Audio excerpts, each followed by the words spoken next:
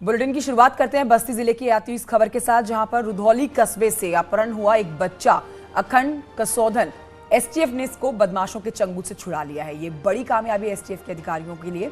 STF ने 2 अपहरणकर्ता सूरज और आदित्य को भी गिरफ्तार किया। ये तस्वीरें आपके सामने इस बच्चे की, जिसको अपहरणकर्ताओं के चंगल से छुड़ाया गया है। आरोपियों ने बच्चे को गोरखपुर के सहजनवा में शिवपुरी कॉलोनी में घर पर बांध कर रखा हुआ था। अपहरणकर्ताओं ने 50 लाख की फिरौती मांगी थी। तो ये बच्चा जो इस समय एसटीएफ के अधिकारियों के पास है, जिसको सकुशल छुड़वा लिया गया है अपहरणकर्ताओं के चंगुल से, और दोनों बदमाश गिरफ्तार कर लिए गए हैं। बेहद एक्सक्लूसिव ये तस्वीरें, और बताती ये तस्वीरें किस तरह से एक्शन लिया जाता है, और इस बच्चे को उनके परिवार वालों को सौंप दिया गया है। बस्ती से इस बच्चे का अपहरण हुआ था। 2 अपहरणकर्ता इस बीच गिरफ्तार किए गए हैं और गोरखपुर में बच्चे को बरामद किया गया है। और हमारे साथ हमारे सहयोगी रहमान बस्ती से जुड़ चुके हैं, साथ ही अनिल हमारे साथ हमारे सहयोगी गोरखपुर से जुड़ेंगे। बस्ती ये जगह जहां से बच्चे का किडनैप किया गया था। रहमान, तो ऐसे में परिवार वालों का सबसे पहले क्या रिएक्शन है जब बहुत ही छोटे से इस समय में बच्चे को बरामद कर लिया गया है, अपहरणकर्ताओं के चंगुल से छुड़ा लिया गया है, तो परिवार का रिएक्शन इस बीच?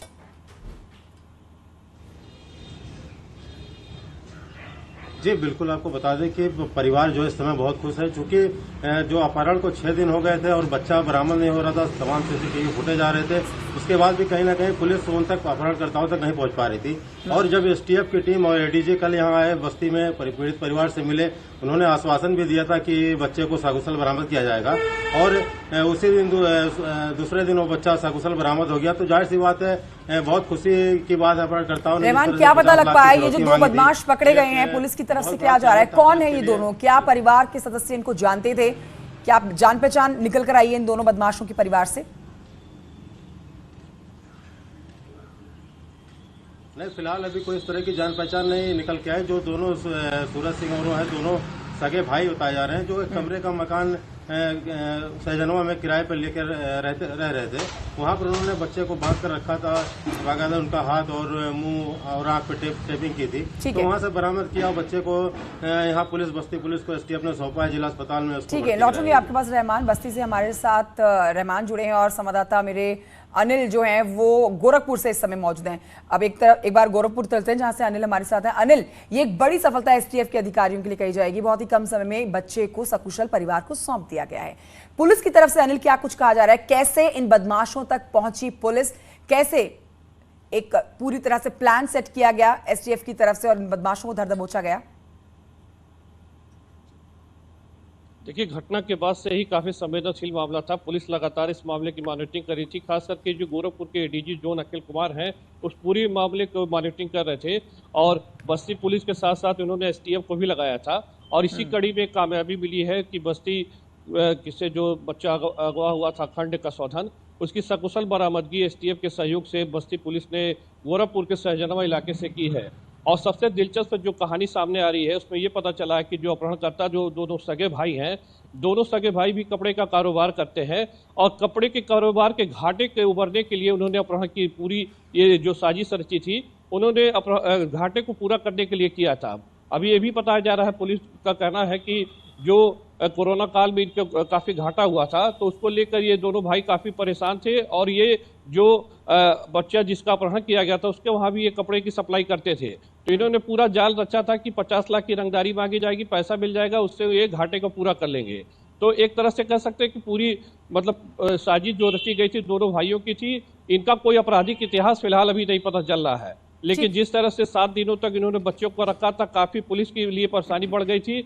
लेकिन जिस तरह से बच्चे के सकुशल बरामदगी की गई है, तो निश्चित तौर पर एक बड़ी कामयाबी पुलिस और एसटीएफ आपने पूरा बैकग्राउंड बता दिया। इन दोनों बदमाशों का सगे भाई थे, 50 लाख की जो फिरौती मांग रहे थे, और कोरोना के चलते जो कपड़ों का इनका कारोबार था उसमें इनको घाटा हुआ, और उसी की भरपाई के लिए इन्होंने इतना बड़ा कदम उठा लिया।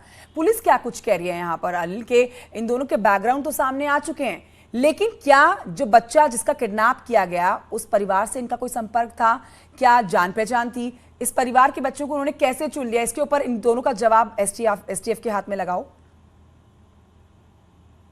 देखिए, पुलिस का कहना यही है कि जो कपड़ा कारोबारी दोनों सगे भाई हैं, ये जो अखंड कसौदन है जिस बच्चे का अपहरण किया तो उसके फादर को भी ये कपड़े की सप्लाई किया करते थे। तो निश्चित तौर पर पहले से जान पहचान थी। उस दिन जब अपहरण किया गया तो उस दिन की भी जो बात बताई जा रही है कि इन्होंने बच्चा जानता था इनको और बच्चा जानने की वजह से ही इनकी बाइक पे बैठा और बाद में जो दूसरा भाई था वो अपनी कार लेके आगे खड़ा था और कार से लेके फिर ये सहजनवा इलाके में लेके आए थे जहां पे कॉलोनी में इसको रखा गया था। तो निश्चित तौर पर पुरानी जान पहचान थी, बच्चा जानता था कि वो हमारे वहाँ आते हैं, कपड़े की सप्लाई करते हैं और इसकी वजह से बच्चा इनके साथ चला गया था जिससे ये आसानी से अपहरण की वारदात को अंजाम दे पाए थे।